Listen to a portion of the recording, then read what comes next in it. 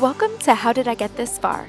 Each episode will tackle the basic skills and knowledge that we all completely missed learning. Soon enough, you'll stop having to ask yourself, how did I get this far? On this episode of How Did I Get This Far, we talk about nonprofits. For those of us with no skills, how can we be helpful volunteers? And where do our donations actually go? And how did I get Ben Higgins on my podcast? All that and more right now. Hello and welcome everyone. We are going to get far in this special feel-good episode with a very generous guest. Some might even say out of a scale of 1 to 10, this guest is the perfect Ben. Today we have Ben Higgins. In addition to being a fan favorite on the reality TV show The Bachelor, Ben has been working hard operating his for-purpose business, Generous Coffee Company International. This movement aims to make the world better by selling high-quality specialty coffee as well as other products and investing these profits to help people around the world that are in need. Ben, welcome to the podcast. Hey, that was quite the introduction. Thank you for that. I try really hard in these. I try to do my research. And you did a good job. I appreciate all the stuff about Generous and calling me a fan favorite. That's a big deal. So, hey, I'm happy to be here and chat with you. Awesome. As a member of Bachelor Nation and a fan of you on the show, I just want to say that I'm so excited to have you as a guest, especially so early in my podcasting process. So you must have some amazing trust in me, and I appreciate it. I mean, I remember what it's like to be in your position and trying to get something started that you're excited about and that you care about, you're putting time and effort into, and just by true luck, I'm able to be in a position to hopefully just hang out and talk with you about stuff I care about. If it helps you, awesome. But I enjoy it. So it's not even a problem. I'm happy to be here. Fantastic. Well, let's talk about what you're so passionate about. Tell us about your journey starting the Generous movement.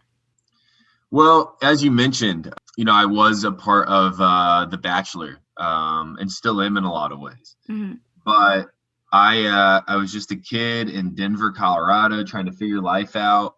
I had a passion for people who are facing injustice. When I look at injustice, it's usually resulting from some type of poverty or misfortune. And I had been exposed to that for most of my life at this point. And I go on this crazy show. I get off the show and I want to try to figure out a way to help my passions before the show and my platform that I was given from the show become something sustainable. And that's where Generous came in.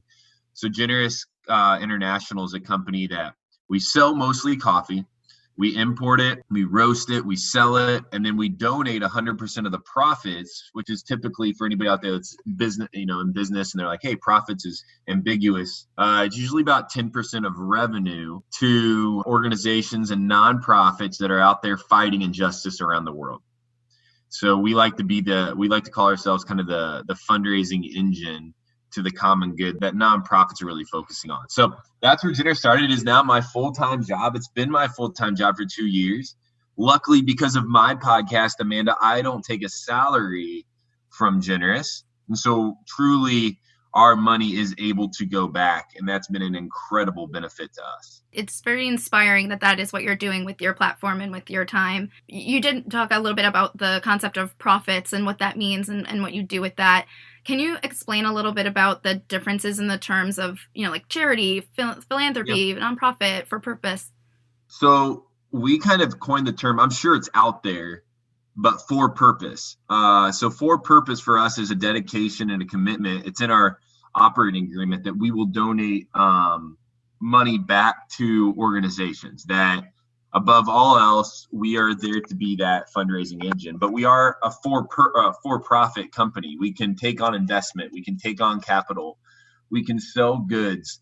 We can bring on new ownership. We can have an executive staff and grow our company and reinvest into our company if we need to. We operate as a for-profit. What we don't do, though, is we don't do disbursements to our owners. And so we're able to invest that money back into these nonprofits. Now, a nonprofit would be there ultimately a nonprofit is there to operate without a profit. And so everything has to be given away. The difference with a nonprofit is if say the nonprofit ends, all their assets have to be donated to a like-minded organization or an organization similar to what they were doing before.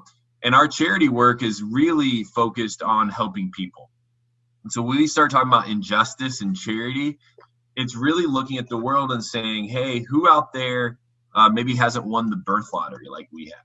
I get to grow up in, Midwestern United States. My dad has a solid job. We have food on the table. We live in a nice house. We have air conditioning. I went to school. We had a hospital 5 miles away. I had clean water. All of those things are privileges that we as people in the United States forget that a lot of people don't have. And so injustice is anything facing humans that are not allowing them to be their best selves. Lack of education, lack of healthcare, lack of leadership, lack of infrastructure, lack of water. That's what we invest our money into. And we do that, like I said, by selling coffee. This is specialty grade coffee. So it's the highest graded coffee that you can get in the world. So when people say, hey, I really want to drink good coffee. Well, scientifically, our coffee is specialty grade, and then it's single origin. So our tagline is always, you're going to drink coffee anyways. Why not make it life-changing coffee? Because it's good coffee and it gives back. I love the phrase you used saying that you won the life lottery, and you named basic things that we all take for granted and that other people don't have and we don't see every day. So that's really impactful. A lot of the world doesn't have. I mean, and that's the crazy part is, unless I had seen it with my own eyes at a young age, I went to Honduras for the first time. Unless you have seen it, you would never know. It's hard to conceptualize that there's people right now as we talk, not able to find clean water. And if they are drinking clean water, they're walking miles to do it. That's a lot of the world. That's how most of the humans on this earth exist. And it's just not okay. It's not needed. We have the resources, the money, the time, the technology now to help those people out. I want to add a little bit, though. We do this. So part of the way that we like to invest is we like to do this by asking people who are impoverished or facing injustice, not telling them what they need, but asking what do they need, what do they want, and what do they dream of, and letting them guide us. And so if they say, hey, we need jobs for women, we need it before clean water, we're going to trust them with their words because they know themselves best, and we're going to follow their leadership. And so it helps not take away culture, and it helps empower people in these communities to build up sustainable ways of living. And that's just, it's been a blast. It's been years of selling coffee here in the U.S. and then getting to have a lot of cool relationships around the world with people in need. I love that. And I want to do a little game before we really dive into more of our questions. Okay. So I initially had titled this game Superlatives because it's going to be a bunch of different superlative topics that you'll give your stories or answers to. Okay. But to be on theme with having you as the guest, I'm going to call this the most dramatic answers ever. Perfect. Thank you. Thank you. I was like, that. No one will find this funny. There's a lot of laughs out there somewhere, and I'm one of them. Thank you. Oh, what a relief. Okay. So here's the first superlative. Okay. Weirdest or funniest thing you did while volunteering? Weirdest or funniest? Oh, I jumped to a river on a mission trip in my just with nothing on, and I swam in the river, and I got a parasite in my gut, and it affected me for like 9 months. So weirdest and just grossest thing. I did not expect a gross answer. I was expecting, I wore a funny costume, so that's concerning. I'm going all out here. Yeah, let's go. Okay, Here's the next one. Favorite fundraiser you ever worked at or attended? That's good. I would have to say in Nashville, Tennessee, a few years ago, Brandy Cyrus, a good friend of mine, put on a 2000s disco, and it was awesome. Ooh. It was huge. Tons of people packed it out. That is so fun. Yeah. I love that. I want to just share mine as well. When I was in college, my sorority Phi Sigma Sigma put on a fashion show, which was called Strut for the Kids Fashion Show for Embrace Kids Foundation, which provided support for families that had children facing cancer or other serious health challenges. And not only were we able to get all these different companies and all the campus organizations involved with walking on this fashion show, but we all took on, different kids that were in this program, Embrace Kids, and had them also walk the fashion show. That's cool. It was just beautiful having them smile walking down, because not every day are they smiling. So they're typically just having a battle with their lives. That's awesome. That one was really cool. Okay, most memorable moment from volunteering. Oh, I can 100% tell you this one. So I was sitting in a house The year before this trip, the organization I was with put up a clean water tank in this community for the first time ever. And I was sitting in a house with a 35-year-old woman. She had a couple kids. And I've known her for a long time. So I'd been going back to the same community for years. And I was sitting there and talking to her. I said, "What's the biggest change in your life since you got clean water?" And she told me months after getting clean water, she was waking up for the first time in her life, her 35 years on this earth, without a stomach ache. And for the first time, and I was like, that, and it's stuck with me forever. When I get down and out and frustrated with my job or feeling just tired, that story always encourages me to keep going because I know it's working and it's helping. Wow, that is very impactful. That I can feel that. That is so emotional. Yeah. Wow. So. Okay, we're gonna do a little bit of a different route with this next one. Okay. Favorite product off the Generous website? I'm a big fan right now. We have a dark Colombian coffee. It's just really terrific. I think it's roasted well. That or the Honduran coffee are my two favorites. Yeah, I'm a coffee guy, and so I really just enjoy our coffee. All right, and the last one, your biggest motivator to get involved with charity work. I mean, my motivator is my faith.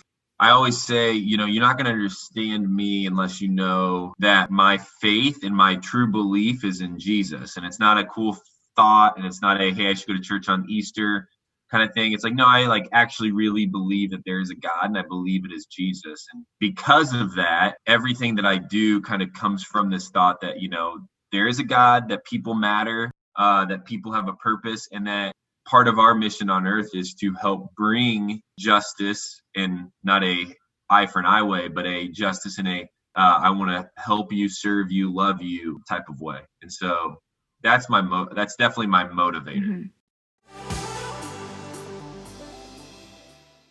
If you are a Bachelor fan like me, then you will love the Bachelor-themed apparel on shoprushcrush.com. Rush Crush is a premium apparel company creating modern designs for sororities, brides, and more. And for my listeners, Rush Crush is offering a free How Did I Get This Far t-shirt with purchase. That's right. Pick out something fab from Rush Crush, use promo code THISFAR at checkout, and you will officially represent as one of the first fans of the podcast. Again, just go to www.shoprushcrush.com, select at least one item at $10 or more, and get a How Did I Get This Far t-shirt free with code THISFAR this far. Additional details in show notes. So obviously good can be done in so many different ways. You can donate money, donate items, volunteer, spread awareness, purchase items for the charity. Yeah. That can be really overwhelming. So I want to dive in a little bit in all of those. We'll start with volunteering. Okay. What can volunteering entail? What are some skills or qualities for a good, useful volunteer? I always like to say that the only thing that I care about when it comes to volunteering is empathy. You want to find somebody that can relate with people from all walks of life. You want to have somebody that can go out and talk to people who have the means to donate money, but also you want to be able to go and sit and break bread with people who barely have enough money to put food on the table. And you want to be able to sit there and listen and be curious and to love them well. And so I think the only thing that you need as a volunteer of any kind, or just maybe even a human, is empathy, because we can use all of our skill sets in different ways. Like, Amanda, for you, you're good at speaking, you're good at talking to people, you are a good interviewer, you're curious. Like, those skill sets come in huge when you're sitting with somebody in Central America who has never had anybody ever ask them a question about their life before. Like, that's a beautiful thing you can use. Or, there's doctors out there and physical therapists, and there's, manufacturers and stuff. There's all those things can come into play when you're talking about loving people well and trying to do what's best for them. So I always say just empathy is the differentiator. That was really sweet. And it's funny, though, that you say empathy and just like an emotional capability, because I had volunteered. I was running an ice cream social at this space that provides care for homeless youth called My Friend's Place in Hollywood. And afterwards, we were given a tour of the space, and we were shown like a music studio, and we were shown like an arts and crafts space and a sewing space. And the person giving us the tour said, if you have any skills in these different areas, we're always looking for people to teach these different skills to our kids. And my first thought was, wow, I have literally no use. I can scoop ice cream. That's my only ability. But there is obviously so much more to offer, and just being a person that wants to make an impact on others' lives. I mean, I think that's like the best. I mean, if anybody could take anything away from any conversation with anybody at any time, somebody asked me the other day a question: what are 3 things that people would need to know about you to understand you better? And one of mine was, a few years ago, I was challenged because my ego got really big. I was challenged by somebody to learn from everybody, no matter who it is. So you can always learn from anybody. And the second is that people really matter, no matter who you are. And so I think I've found it over the last few years of working within the nonprofit and for-purpose space, that oftentimes people don't get out and help because they don't feel like they have any value, and they don't feel like they have anything to offer. I have one really easy way to debunk that mindset. Is you go to a place outside of the US, outside of your comfort zones, a place that needs support and love, and see how they see you.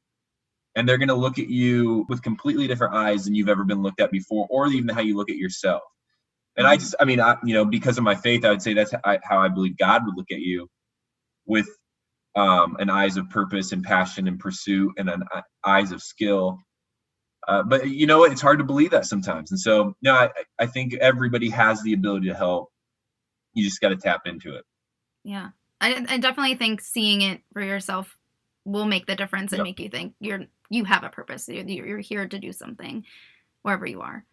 Okay, my last one on volunteering. How can you physically find a charity when there's so many causes and organizations? How do you decide one to help with? Oh, it's so hard. It's one of my, it's like capitalism has done some good things. It's done some really bad things. But it's big and it's powerful, and it exists everywhere with everything we do. And so, because of that, there's a lot of competition in the nonprofit space, which isn't healthy or good, because now you have a bunch of people competing against a similar mission, while at the same time, if they just can join forces, maybe these injustices could be solved. So a long answer for a pretty easy question. I always say this: it's hard, it's confusing, it's difficult. So there's 2 paths you can pick. Figure out what really angers you.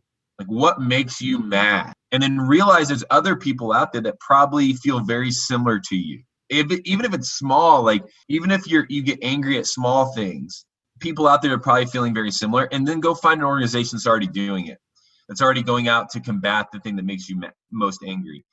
The other part is, for me, a big thing has been supporting my friends. Like, my friends have organizations that they've started, that they've been a part of, that they are working for. And I want to support them. So I've picked nonprofits, or I've picked causes that my friends are a part of, because I want friends who are doing good things in life together. And I can't think of a better way to have a friendship than with a shared motivation for good. And so I've picked nonprofits that my friends have told me about first, because I don't want to be running this race alone. I want to be doing it together. I think that's great. The idea of what makes you angry, I've never heard that before. That's very empowering. I think that's a really great idea. And then doing it with other people, because then you're creating memories and also doing some good. Yeah, it's just more fun, I guess. I don't really know a lot in life. I know very little, but what I do know is that life is more fun spent together. Mm-hmm. And I want to look back when I'm 80 years old, sitting on my rocking chair. I want to go, man, my friends and we ran hard for other people. Like, we worked hard to help others, and hear those cool stories that we get to tell about it. So selfishly, I just want to do it with other people. All right, we're going to switch over to donating. Okay. A big question is, where do donations usually go? How do you know if it's going into someone's pocket or actually helping a cause or mission? And how can you tell if a charity is actually legit? Do your due diligence. So nonprofits have to report their financials every year at the end of the year to the public. So you should be, and if they don't, then they need to be legally presenting their financials to any donor or any person. So you can go on most websites and pretty easily find out what their 2019 financials look like. Now, if they're hard to understand, find somebody who can help you walk through it together with them. But you should do your due diligence before you're investing and donating your money. And again, just to be clear, it's not hard. Like, they have to do it. It's legally, they have to be reporting their financials. So look into it. See what the pie graph says and where things are going. The second is, for me, I donate based on 3 ideas.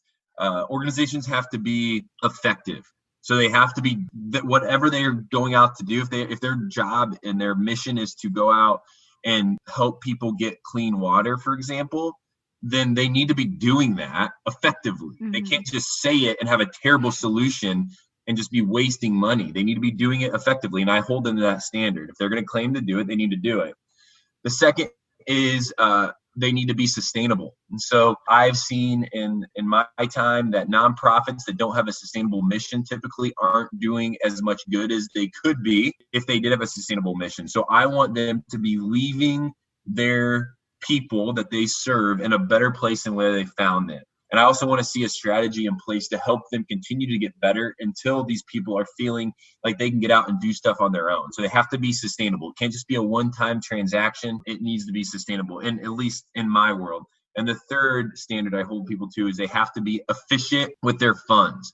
So if I'm donating $1, then I need to be able to see that an X amount of that dollar is going to salaries. I know people need to get paid. I'm great with that. Like, I want people to get paid who are working for nonprofits. If they didn't get paid, we won't have anybody working for nonprofits. Right. But I want to make sure that it's efficient with their mission. And so I want to see that their mission is getting enough money to do what they want. And I think those 3 things are how I donate my funds and how Generous donates ours. Perfect. And is there a helpful way to know how much you should donate? Obviously, everyone has different amounts of income, but I think it's so hard to know where to draw the line with what you should give, or if there is no limit, just give all your money. Any advice? Yeah, that's a tough question. You know, in the Bible, there's a scenario where a person had a ton of money and they donated a little bit, but it was money. You know, they donated a little bit of money, but they did it because it was safe. They did it because it didn't hurt. They did it just because they felt like they needed to. Like, oh, I need to be a good person, so I'm going to donate this little bit of money. And then at the same time, this parable goes on to talk about a woman who had no money, like a cent to her name. But she donated that cent because she cared. And that's what she wanted her life to be represented by, was sacrifice and being a servant and serving others and loving others well and risking stuff for the sake of other people.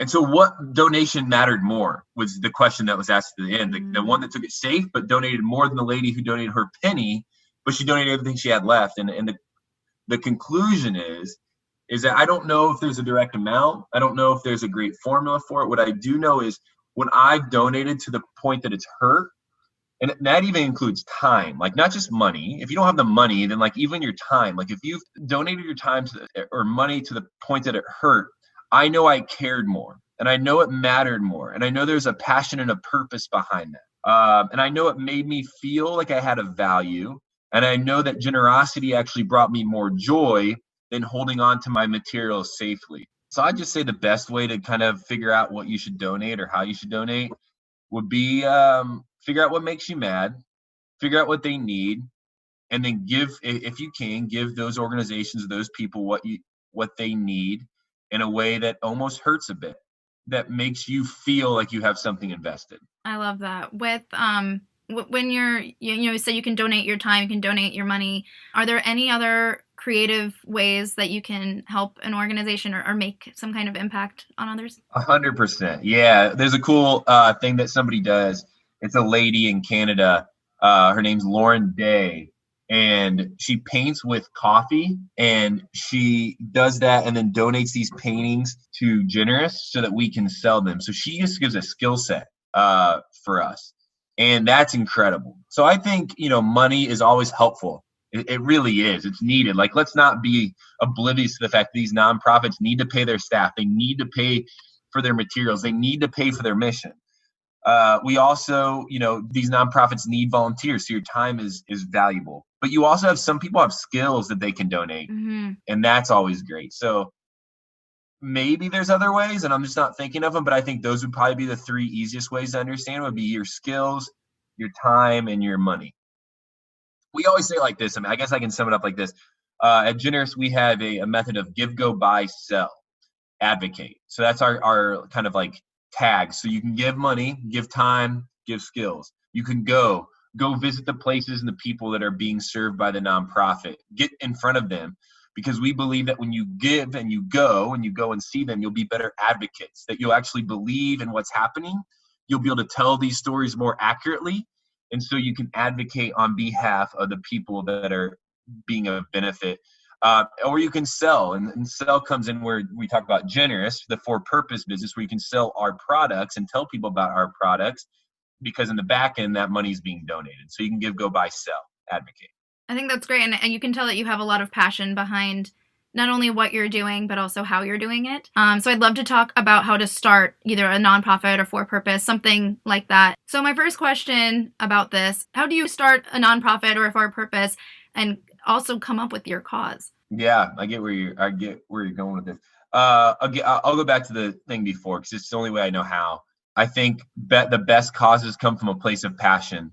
What do you see in this world that you want to help make better? I also think you have to be, there's a great book out there called When Helping Hurts. You have to be wise when what you start. And so go out and look for wise counsel. Ask people for their opinions. Be open to being told, hey, that's not a great idea. There's a better way to do this, or there's other nonprofits already doing this, or there's other for-purpose companies doing this.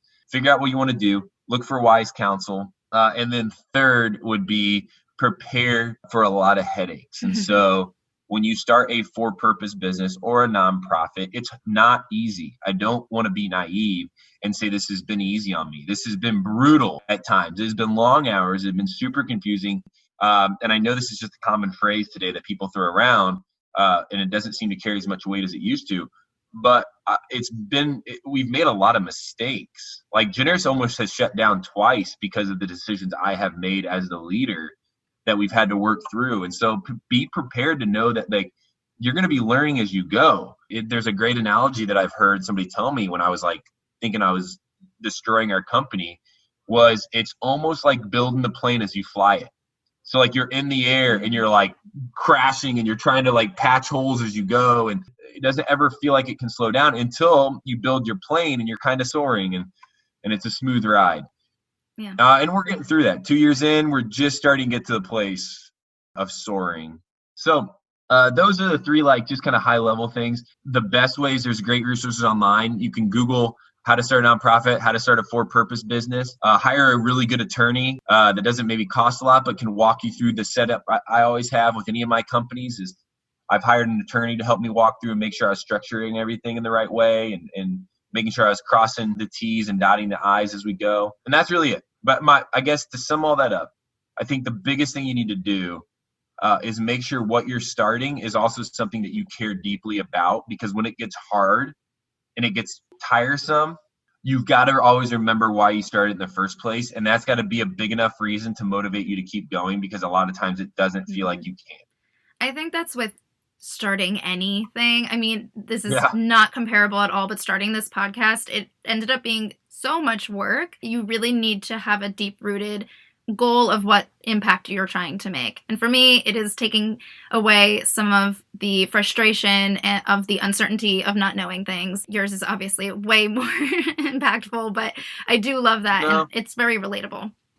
I don't think we can compare what's more impactful and what's not. The other, the cool piece of advice here is like you're starting a podcast that you care a ton about and that you're putting time into, and you don't know who's going to be listening, and you might never know. You're planting a seed that you never know where the harvest is coming from, that somebody might just need this to take their mind off of the stress of the day, or to realize that they have a shared interest in the same things you do, or they just enjoy your voice because it comforts them. But we say it Generous because when it gets frustrating, we don't feel like we know the impact we're having. I always tell our staff and our team, and it's something we speak very often, I bet on a weekly basis to each other, that if one person is benefited and one person's life is bettered through the use of our time, skills, resources, then it's all been worth it, because we believe that's how much value each person in this world has. And I think that's about where you can draw the line on how impactful it's been.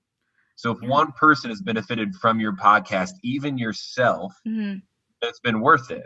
And you got to hold that to a success. Yeah, I definitely think that I've gained a lot. Even if this isn't a hit, I've connected with really wonderful people. Just that feeling alone of a connectedness and seeing, the good in people has definitely been a lot for me already. So where do nonprofits get most of their funding? Individual donors, typically. I mean, it matters how they're structured. I'd say people like you and me, big fundraisers help. Some nonprofits do have a for-profit arm that helps them. The NFL is a nonprofit, so people don't realize that, but the NFL is paying their director, Goodell, $40 million. So some nonprofits don't really need donations. What they do is they find revenue streams. And so I would say most nonprofits are super dependent on people like you and I donating our money. Okay.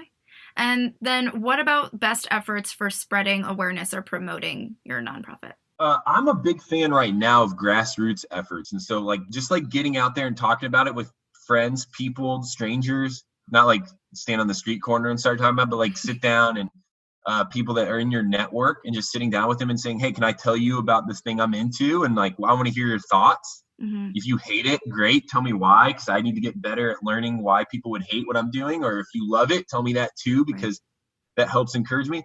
And then people, the ripple effect of word of mouth is huge right now. It feels even more effective than social media or commercials or radio ads. Podcasts are big because it's very conversational. Mm-hmm. But I'd say just being your own best advocate for really everything is the most helpful way to spread messages that you care about right now. This question came from a Facebook submission. What are some key lessons that you've learned along the way starting a nonprofit that you would want to share?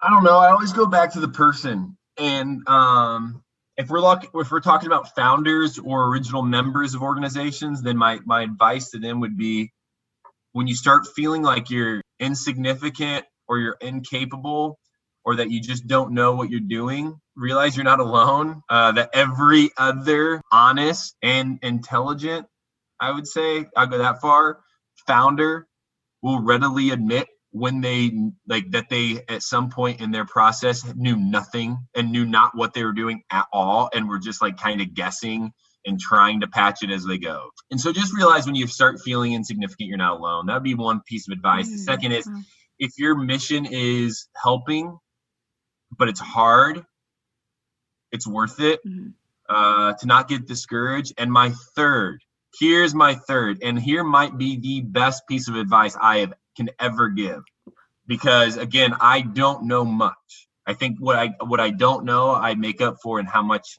I really want to see people thrive. And that's got me a long ways in life. It's gotten me through every single challenge and issue. It's just really trying to look at the perspective of who's hurting the most and how can we and I help. But what I make up for in not knowing is you surround yourself with more talented people who have been there before you. Mm-hmm. So surround yourself with a wise counsel. Surround yourself with others of similar missions, visions, purposes, or at least people that can help you, and ask them for their help. That would be the best piece of advice, is to surround yourself with a community of people who have been there before you. That is really good advice. And I think that's a perfect way to end this episode. And you've been really wonderful. And I also want to give a shout out to your director of communications, Maddie Short. She was the first person that I connected with at Generous. And you can tell that she and everyone else I've spoken with, including you, come from a place of love. And it's really inspiring. And I'm hoping that this podcast offers a small part in helping promote Generous. And so for anyone else that would love to get involved, what are some other ways people can learn more about Generous? Well, right now, it would be great if you guys, if you're drinking coffee at home, then we would love to deliver it to your door. So you can go to generouscoffee.com. You can buy our coffee, our t-shirts. We have bracelets and other jewelry that are handmade. Our t-shirts are made by single mothers out of plastic water bottles. They're really awesome. Our bracelets go towards a week of clean water in the Central African Republic. We have bags on there that are handmade by women, and we sell those, and those go back to supporting those women. So we just have a lot going on our website. Just go to generouscoffee.com, check it out, read the stories. And if all else fails, buy our coffee, and we would love to deliver it to you. So go to generouscoffee.com and buy some coffee. That'd be the best way.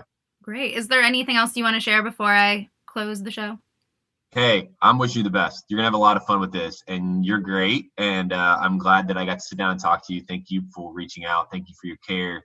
And thanks for talking Generous. It means a lot to me. Yeah, absolutely. I mean, I actually didn't even plan on reaching out to you. I plan on reaching out to Generous. So the fact that I also got you is Calm down, Amanda. You're being too much. Okay.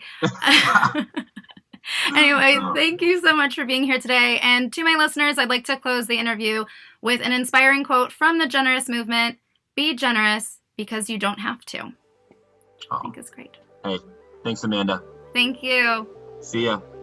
If there is a basic task or aspect of life that you cannot grasp, or if you want to learn more about this topic, email howdidigetthisfar@gmail.com and tag @howdidigetthisfarpod on Instagram with your helpful hacks. Finally, please give the podcast a rating and review so the show can continue tackling more struggles. But that's as far as we will get for now. I'm Amanda Ogun. Thanks for listening.